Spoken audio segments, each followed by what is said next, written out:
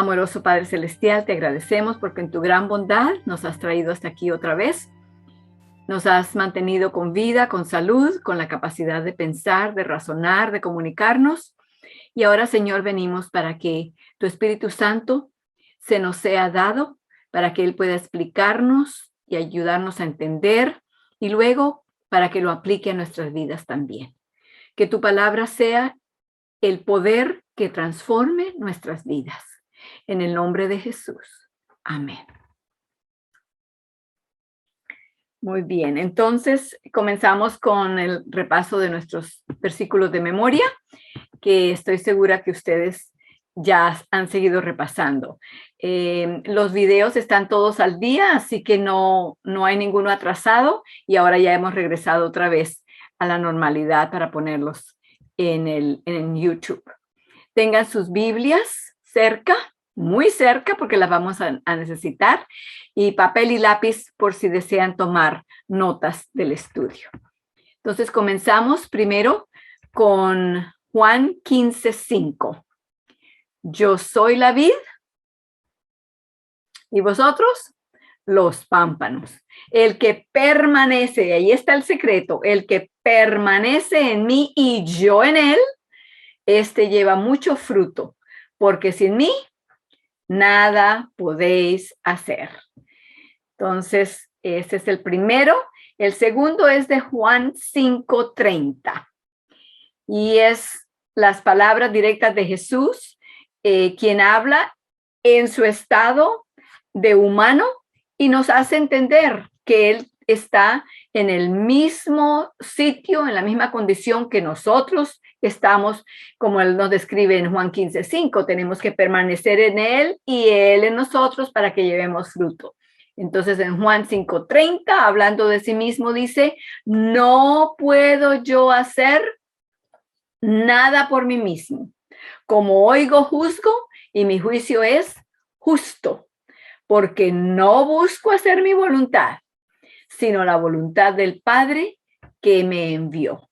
Allí está precisamente el secreto de poder tener la victoria que Cristo tuvo. Es permitir que el Padre viva en nosotros y que nuestra voluntad esté sujetada a Él.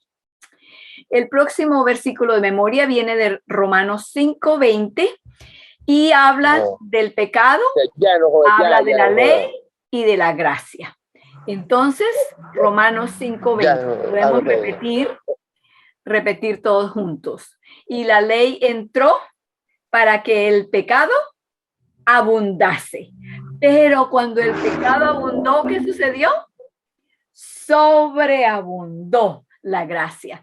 Dios tenía que ayudarnos a entender que necesitábamos de Él. Y entonces, por eso, al presentar su ley, Él sabía que eso nos iba a mostrar, como cualquier espejo, nos iba a mostrar precisamente todo lo que necesitábamos en nosotros. Y por eso entonces, al entrar la ley, Él sabía que el pecado iba a abundar, íbamos a comprender nuestra situación, y entonces enseguida sobreabundó la gracia que Él tenía para nosotros, para poder hacer resistencia a ese pecado que presentamos en nuestra naturaleza.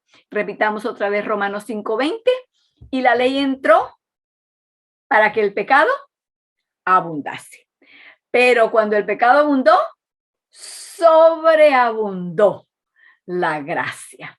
Gracias al Señor por esa bendición tan grande y siempre generoso, ¿verdad? Filipenses 2:5-8 es el siguiente y habla precisamente de la naturaleza que Cristo tomó y la naturaleza humana, completamente lo opuesto de lo que el enemigo es. Satanás busca subir, realzarse, remontarse. Cristo fue completamente lo contrario y quiere poner en nosotros precisamente esa mente de Cristo, ese pensar de Cristo, la actitud de Cristo. Entonces comencemos pues a repetir Filipenses 2:5-8. Haya pues en vosotros este sentir o este pensar, ¿verdad? Que hubo también en Cristo Jesús, el cual, siendo en forma de Dios, no tuvo por usurpación ser igual a Dios. Sin embargo, se anonadó, se despojó, se vació de sí mismo, tomando forma de siervo, hecho semejante a los hombres.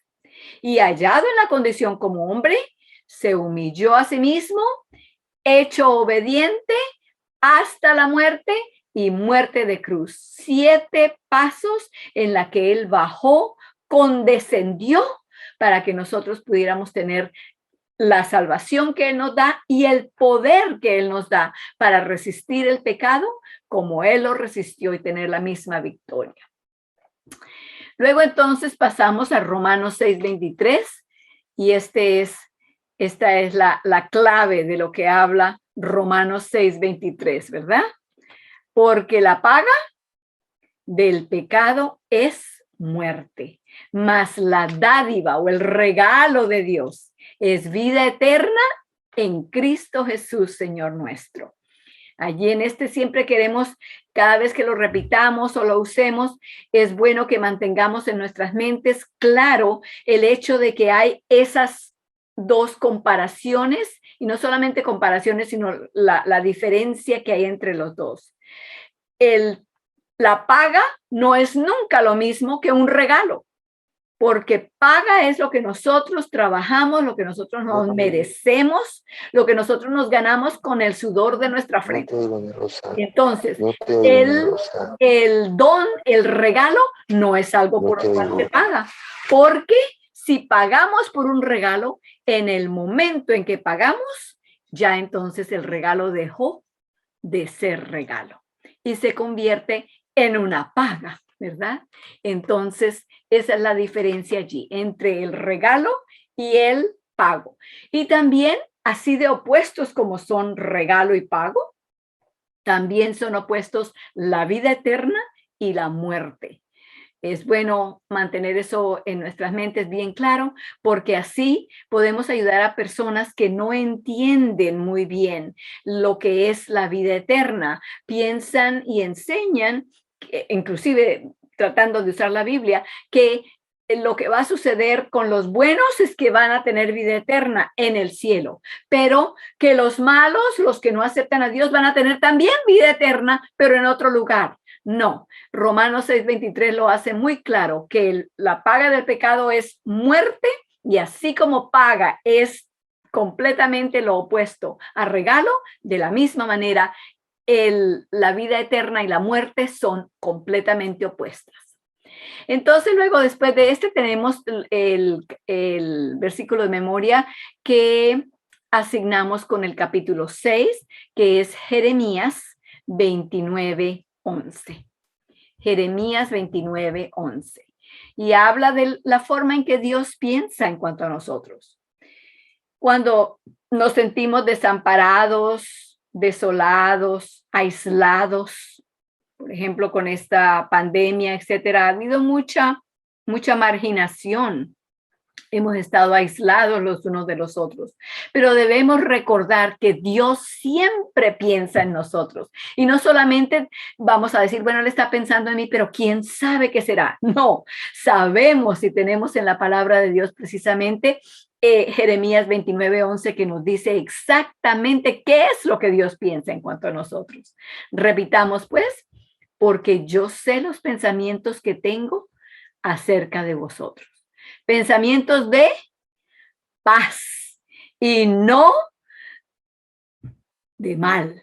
Dios no está pensando mal de nosotros, ni tratando de pensar y a crear una forma mala para tratarnos. No, pensamientos de paz y no de mal, para daros el fin esperado.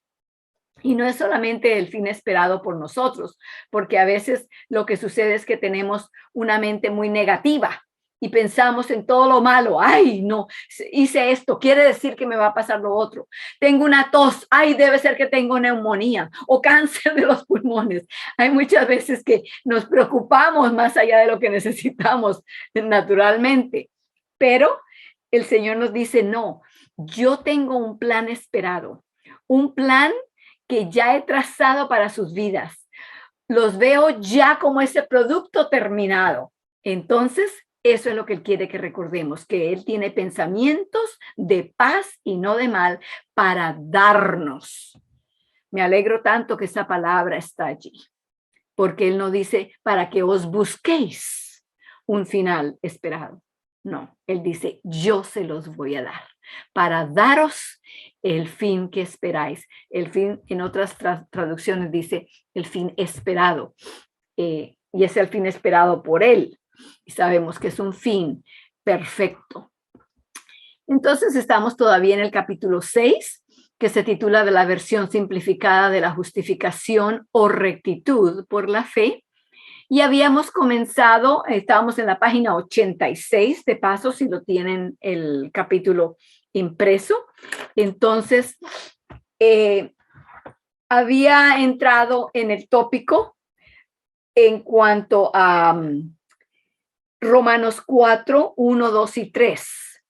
El versículo 3 de Romanos 4 dice, hace una pregunta, dice, pues, ¿qué dice la escritura? Creyó Abraham a Dios y le fue contado por justicia. Recuerden que justicia significa buen hacer, buena conducta. ¿Qué había hecho Abraham cuando Dios lo declaró justo? No había hecho nada. Lo que había hecho era creer.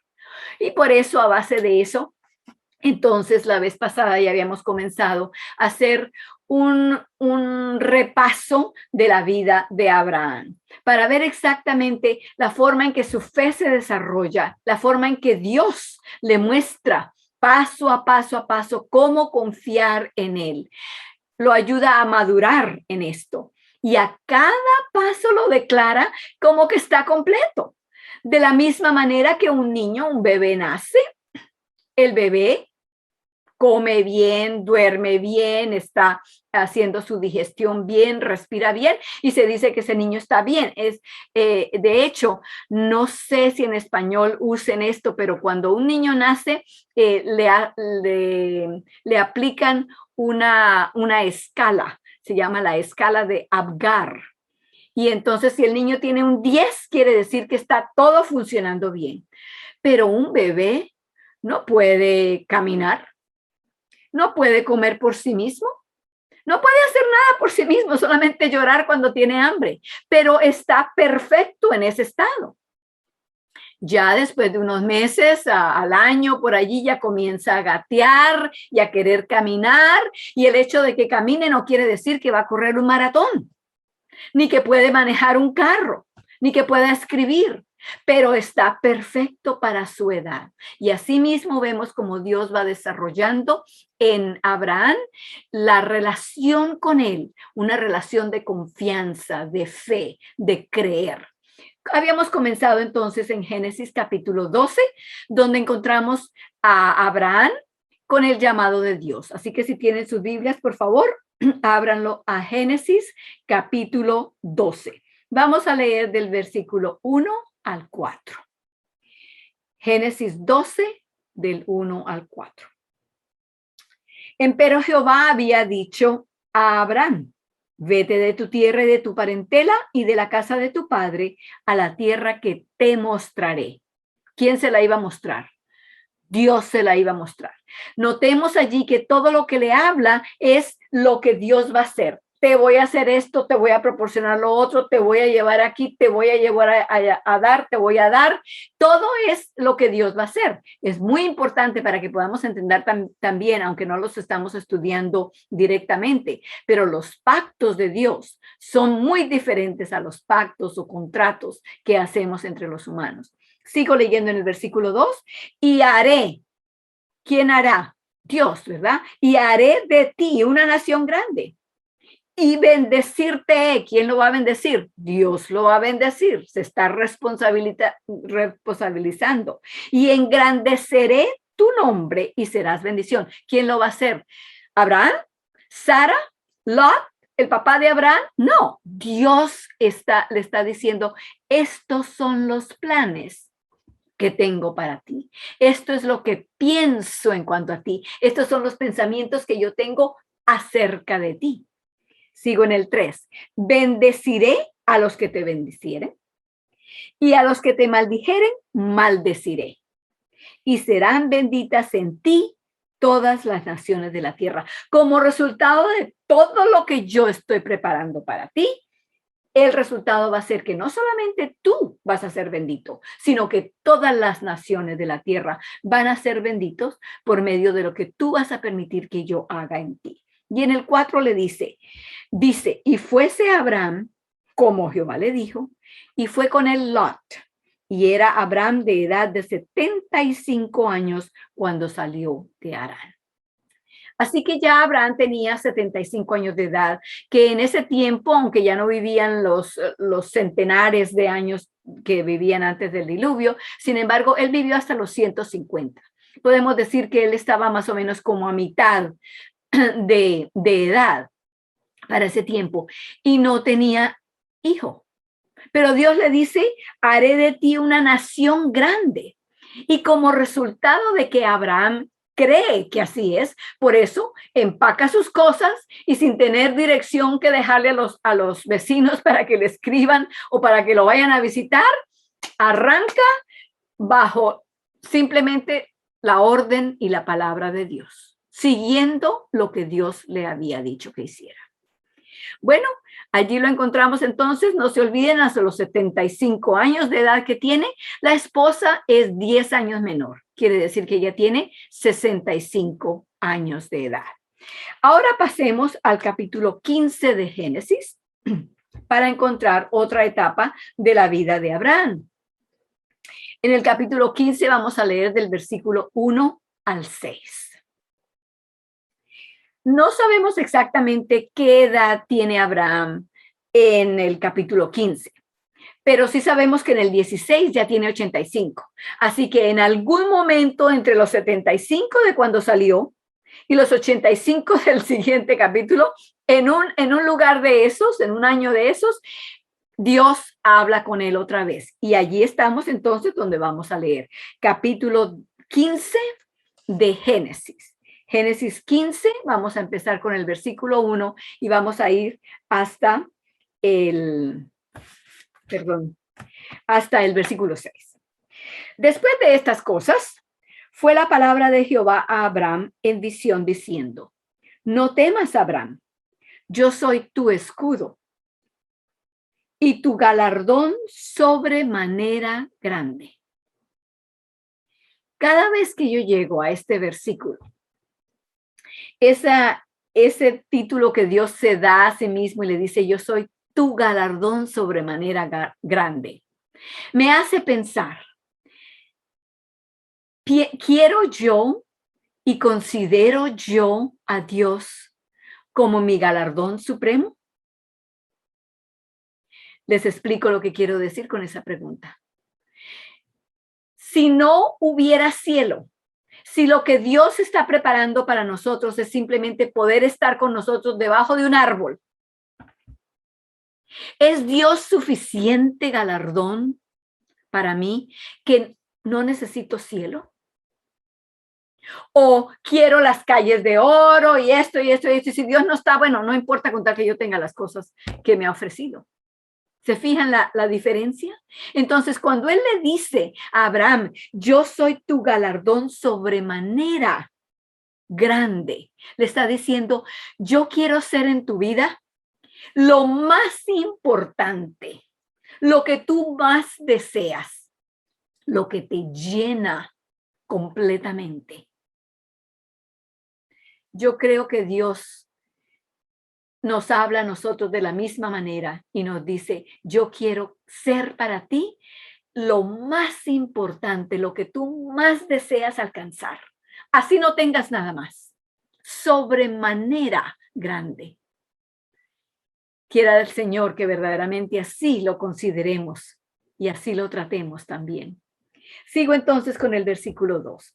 Y respondió Abraham, Señor Jehová, ¿qué me has de dar? Siendo así que ando sin hijo, y el mayordomo de mi casa es ese Damaseno Eliezer. Él le está recordando al Señor, Yo creo que yo te entendí bien cuando me dijiste que me ibas a ser un padre de una gran nación. Hey, pero ¿sabes qué, Señor? Todavía no tengo hijo.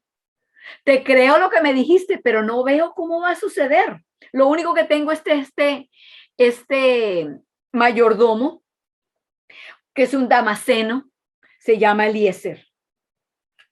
Dijo más Abraham, no se quedó allí.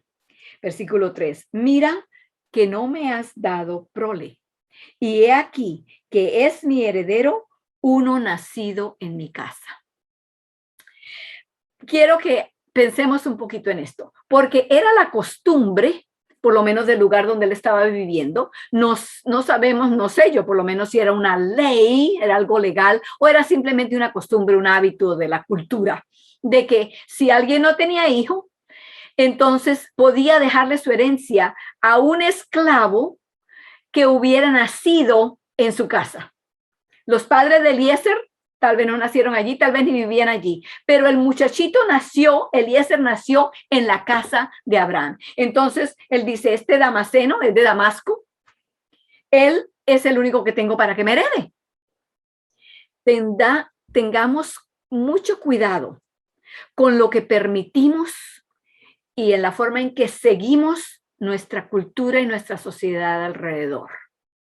Porque mire lo que le contesta Dios a la propuesta de Abraham en cuanto a este mayordomo. Le dice en el versículo 4, y luego la palabra de Jehová fue a él diciendo, no te heredará sino el que saldrá de tus entrañas será el que te herede. Dios no se puso a decirle, bueno, me parece bueno tu plan, pero vamos a ver, vamos a esperar. No, de una vez le dijo, no, ese no es el que te va a heredar, va a venir de tus entrañas. En otras palabras, Abraham, deja de estar cavilando y pensando y haciendo de todos los planes de cómo vas a hacer para traer el cumplimiento de una promesa que yo te hice. Si la promesa es de Dios, el único que la puede cumplir es ¿quién? Dios. Aún en términos humanos. Vamos a decir que mi vecino viene y me dice, mira, te prometo que para la próxima semana voy a traerte un árbol para que lo plantes en el patio del frente. Oh, gracias, muchas gracias. Sí, aquí lo espero. Y a los poquitos días veo a mi hermano en la iglesia y le digo, oye, ¿qué pasó con el árbol? ¿Cuál árbol? Bueno, el que me ibas a traer para sembrar al frente. No, pero yo no sé nada de esto. Ah, pero mi vecino me lo prometió, ¿por qué no me lo das tú? No, el que hace la promesa es el que tiene la responsabilidad de cumplir la promesa.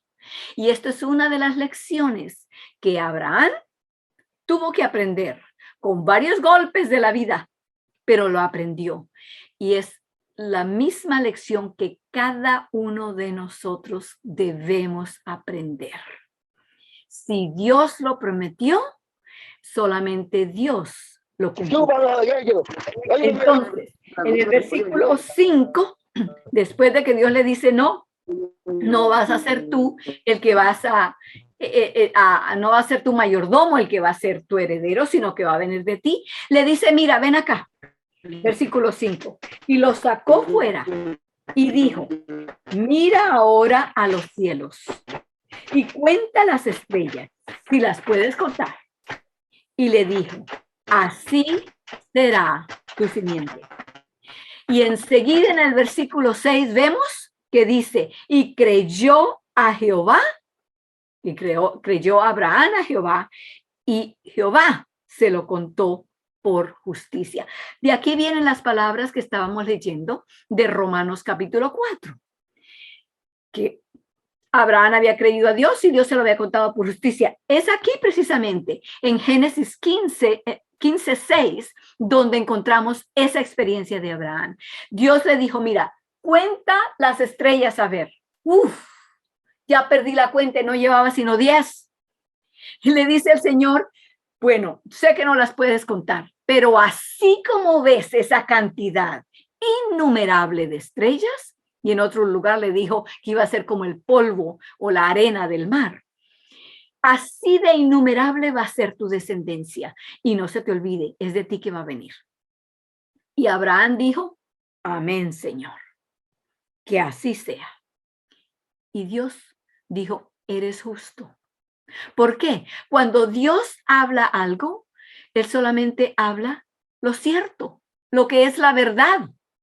Entonces, si cuando Dios habla, que siempre es la verdad, nosotros decimos, amén, que así sea, estoy de acuerdo, entonces nosotros también estamos siendo justos igual que Él porque hemos accedido y hemos estado de acuerdo con lo que el Señor dijo. Y el Señor dijo, eres justo.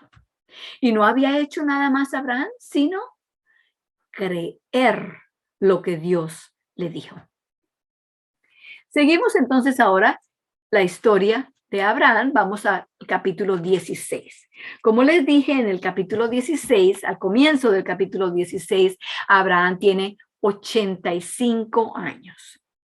No se está poniendo más joven, se está envejeciendo. Y la esposa, aunque todavía es 10 años menor que él, sin embargo, ya tiene 10 años más de edad. Ahora ya tiene 75 años. Y entramos en el capítulo 16 y ahí encontramos que hay una charla, un diálogo entre Abraham y Sara. Y Sarai, mujer de Abraham, en el versículo 1, no le paría.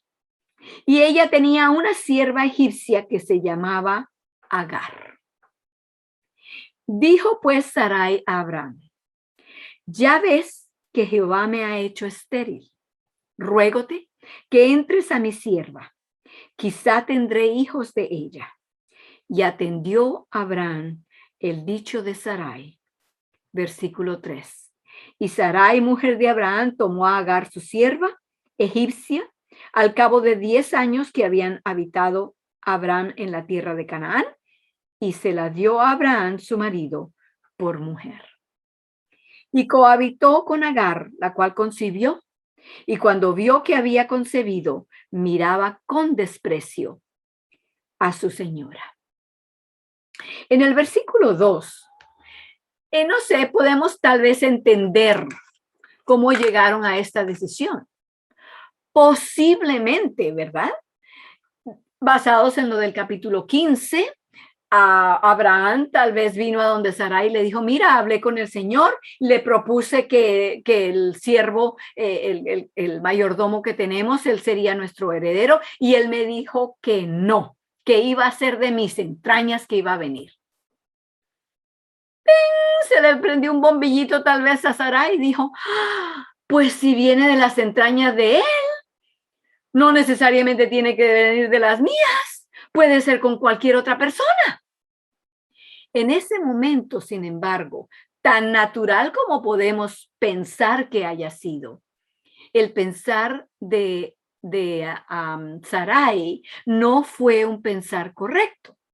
Porque sí, es cierto que Dios había dicho que iba a ser de las entrañas de Abraham, pero ella tenía que tomar en cuenta todas las palabras del Señor. Y ya las palabras del Señor, ella lo sabía, que desde el Edén, Dios había pronunciado al hombre y a la mujer como uno, que no podían separarse. Por lo tanto, ella no debería de haber descontado una parte de las palabras de Dios y haber contado solamente una porción de ellas para hacer la propuesta que hizo. En el versículo 2 también nos damos cuenta que ella no lo titula de esta manera, pero le está echando la culpa a quién de la situación. A Dios, ¿verdad? Le dice, ya ves que Jehová me ha hecho estéril. Y como Jehová fue el que hizo esto, pues ahora que se aguante porque tenemos que hacer esto. ¿Cómo, de qué otra manera lo va a hacer Jehová? Si Jehová me ha hecho estéril a mí y viene de tus entrañas, pues entonces Jehová va a tener que hacer algún cambio. Y yo estoy dispuesta a que hagamos el cambio. No, Dios es el mismo ayer y hoy y por los siglos. Y si Sarai hubiera considerado esa parte, esa gran parte del carácter de Dios, no hubiera propuesto lo que propuso. Entonces encontramos que allí la sierva concibió y parió un hijo. Y comenzaron problemas más grandes. Si antes tenían el problema de que no tenían un hijo y estaban pensando, ¿cómo va a ser Dios para cumplir la promesa? Ahora, después de que ya la sierva tuvo el hijo, entonces los problemas se agrandaron, porque ahora la paz del hogar se acabó. La paz entre marido y mujer se acabó. Y no solamente se acabó la paz entre ellos, no ha cesado la guerra entre esas dos naciones desde entonces. Y allí los tenemos todavía en las mismas. Los descendientes de Ismael y los descendientes de Isaac siguen peleando y van a pelear hasta el día que Cristo venga. Y muchos creen que entienden la situación. No están bien entendidos, pero hablaremos de eso más tarde.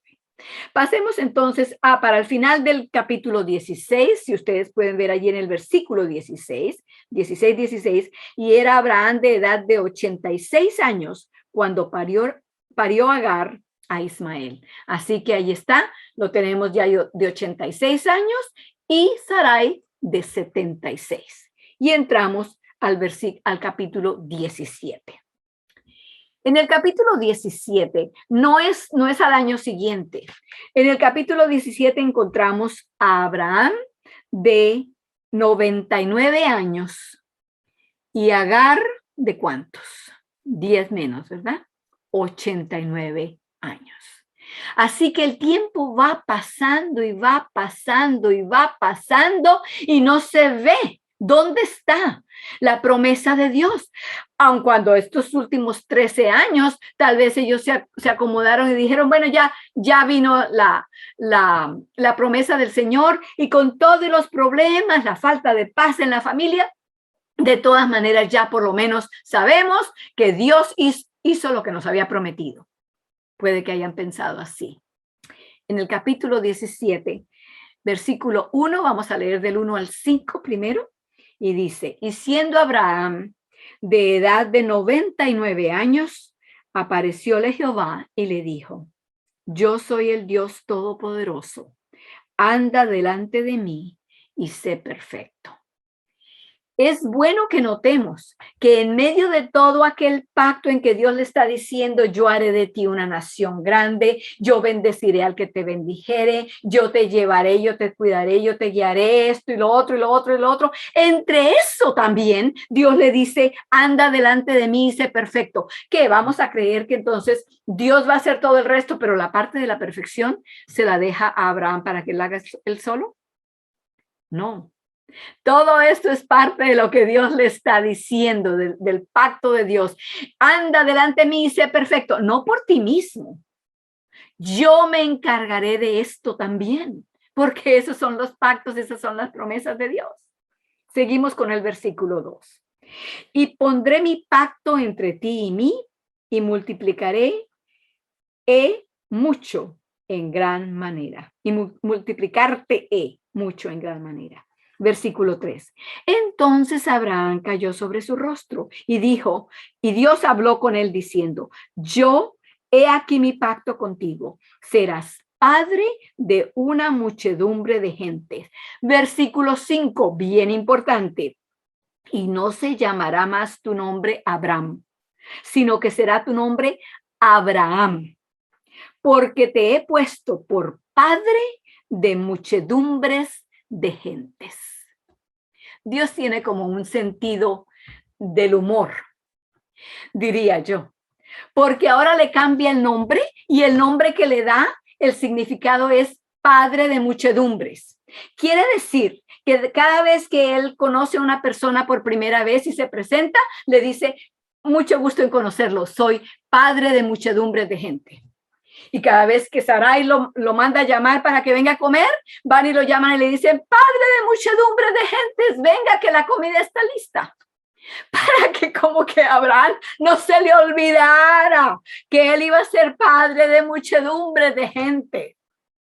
Pero eso no es todo lo que sucede en el capítulo 17. Vayamos ahora al versículo 15 y 16. Porque recuerden, le acaba de cambiar el nombre a Abraham y lo llama Abraham, padre de muchedumbres. Versículo 15. Dijo Dios también a Abraham: a Sarai tu mujer no la llamarás Sarai más. Sara será su nombre. Y bendecirla y también te daré de ella hijo. Sí, la bendeciré y vendrá a ser madre de naciones, reyes de pueblos serán de ella. El Señor tiene que tapar cuanto hueco pueda quedar. Porque cuando le dijo a Abraham que la simiente iba a ser por medio de él, de las entrañas de él, parece que ellos creyeron, entonces Sarai no. Ahora viene y les dice, usted se llama padre de muchedumbres, usted se llama madre de muchos pueblos y van a tener un hijo los dos. El hijo de mi promesa, el hijo de mi pacto con ustedes es de Abraham y de Sara. Hay algo interesante en medio de estos dos eventos. El cambio del nombre de Abraham y el cambio de nombre de Sarai. En medio de ello, en los versículos 10 y 11, mire lo que encontramos. Dios habla del pacto otra vez y dice, este será mi pacto que guardaréis entre mí y vosotros y tu simiente después de ti. Será circuncidado todo varón de entre vosotros. 11. Circuncidaréis pues la carne de vuestro prepucio y será por señal del pacto entre mí y ti. Ahora, como ya lo repasamos, quiero ver, les voy a dar una pruebita, a ver si ustedes recuerdan lo que leímos. Esta señal del pacto de fe, ocurre antes o después de que Dios declara a Abraham como justo.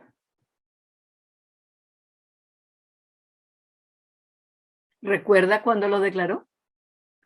En el capítulo 15, ¿verdad? En el capítulo 15. Y esto no ocurre hasta el capítulo 17. Y no era porque los capítulos estaban uno detrás de otro. No. En el capítulo 15, Abraham tenía 70 y algo. Y aquí en el capítulo 17 ya tiene 99. 13 años después es que Dios le dice, mira, y quiero que tengas esto como una señal de la fe que tuviste, una señal del pacto que hemos tenido.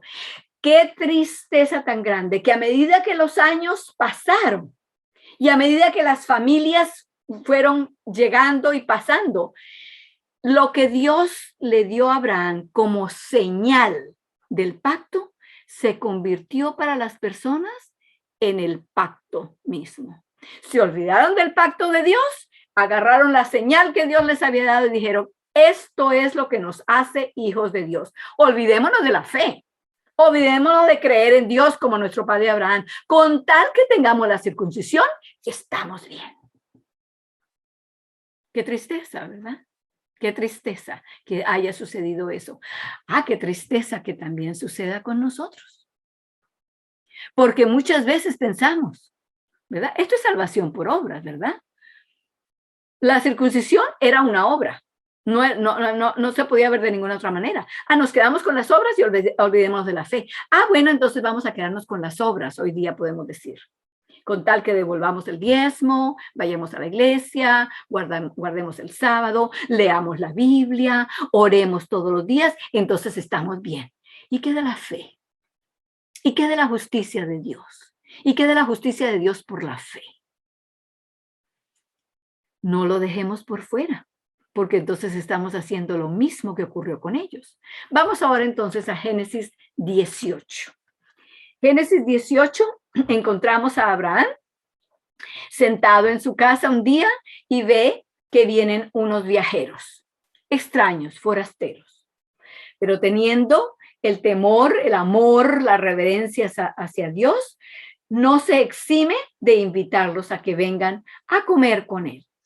Vamos entonces a leer en el capítulo 18, comenzando con el versículo 9. Después de que ya comieron, terminaron el almuerzo, la cena, la comida que Sara y Abraham les preparó, ellos le dijeron, versículo 9, ¿dónde está Sara, tu mujer? Y él respondió, aquí en la tienda. Entonces dijo, de cierto volveré a ti según el tiempo de la vida, y aquí tendrá un hijo, Sara, tu mujer. Y Sara escuchaba la puerta de la tienda que estaba detrás de él. Versículo 11. Y Abraham y Sara eran viejos. Oh, sí, sabemos que eran viejos porque les estamos siguiendo, ¿verdad? Le conocimos la partida de nacimiento y no los dejamos que se olviden qué edad tienen. Ok, versículo 11. Y Abraham y Sara eran viejos, entrados en días. Y Sara había cesado ya la costumbre de las mujeres. Quiere decir que no estaba ovulando. Ya no había, o sea, si no había esperanza por la edad, ya ni siquiera hay esperanza por la ovulación. Ya su útero está muerto. No hay esperanza por ahí para nada. Seguimos con el 12. Rióse pues Sara entre sí diciendo, después que he envejecido, ¿tendré deleite siendo también mi marido ya viejo? Entonces Jehová dijo a Abraham, ¿por qué se ha reído Sara diciendo, ¿será cierto que he de parir siendo ya vieja? Y el versículo 14 dice, ¿hay para Dios alguna cosa difícil? Al tiempo señalado volveré a ti, según el tiempo de la vida, y Sara tendrá un hijo. Y luego en el versículo 15, cuando le pregunta a Sara, Sara dice, no, yo no me reí. Le contestó él, sí, tú te reíste y vas a tener un hijo. Dentro de un año vas a tener un hijo. Notemos allí la pregunta del versículo 14. ¿Hay para Dios alguna cosa difícil?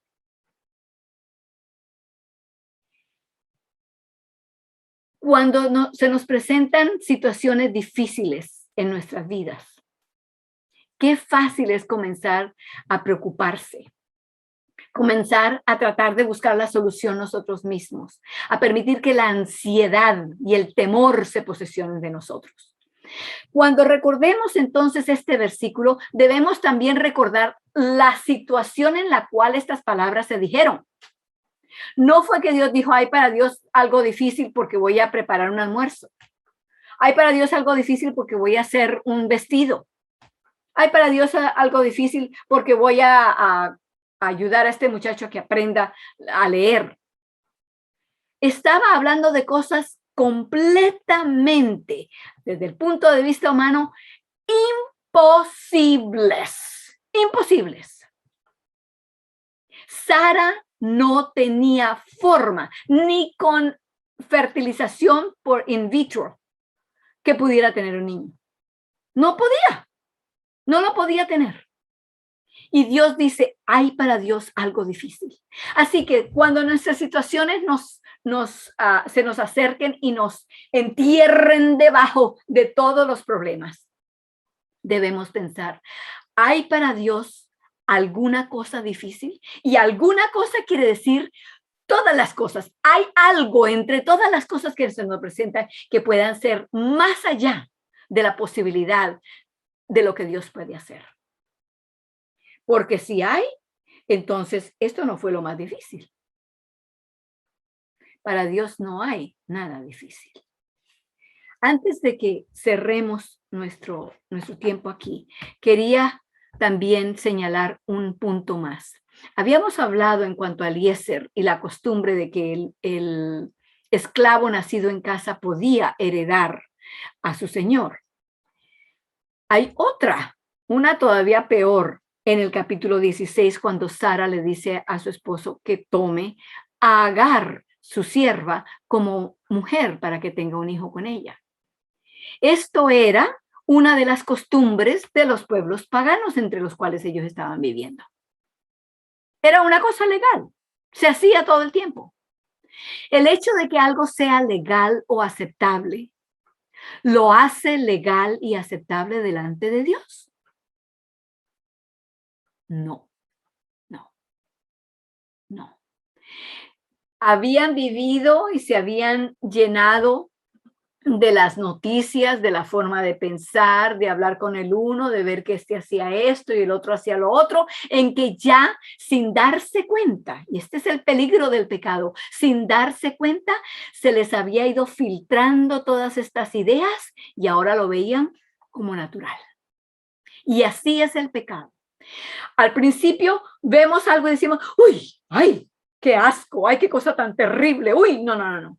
Pero después de que uno escucha una y otra y otra y otra vez y las noticias lo hablan y lo gritan y lo publican por todas partes, ya después de un tiempo escuchamos que mataron a tantos niños, que se murieron tantos de estos, y nos dice, ay, pobrecitos, si acaso dice algo uno.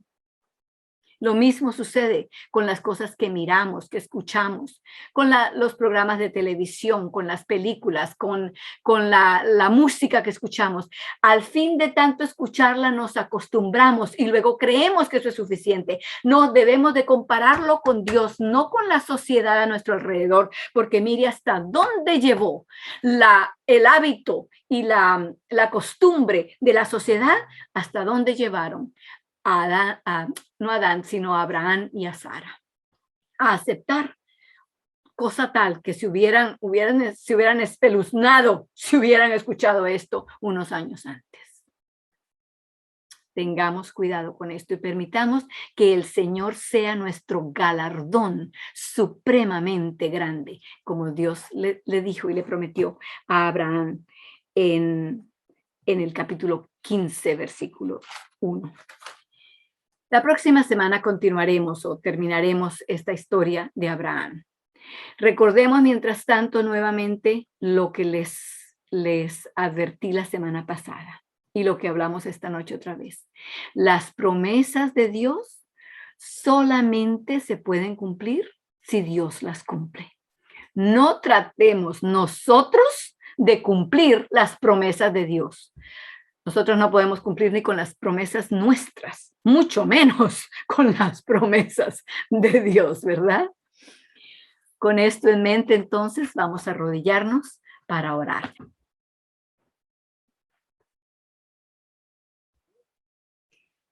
Amoroso Padre Celestial, al ver el desarrollo de tu relación de amistad, de amor, de confianza entre ti y Abraham y su esposa, Señor, podemos ver tu paciencia, tu perseverancia, tu misericordia, tu piedad hacia ellos, y son las mismas hacia nosotros hoy también.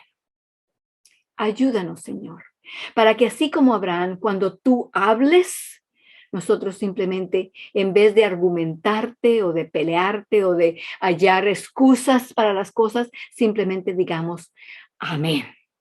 Así es, así sea, estoy de acuerdo. Porque solamente cuando creemos en lo que tú nos dices, que entonces permitimos que tú hagas en nosotros lo que dices que quieres hacer. Ayúdanos a recordar que tus promesas son fieles y seguras y que tú no te olvidas de ellas. ¿Cuántos años pasaron entre la edad de 75 hasta los 100 cuando por fin el hijo de la promesa nació? 25 años esperando lo que Dios había dicho que iba a hacer. Pero Señor, recuérdanos que para ti no hay minutos, no hay años. Para ti un año es como un día, es como 1000 años y 1000 años es como un día. Lo que estás tratando de desarrollar en nosotros es el carácter. Y debemos poner nuestros ojos en Cristo y en el carácter, en la mente de Cristo, para que así no nos confundamos y no querramos buscar la manera de solucionar lo que no necesita solución, porque tú no te olvidas y tú puedes y cumplirás tu promesa. Gracias, Señor, por estas lecciones tan valiosas que nos enseñas. En el nombre de Jesús. Amén.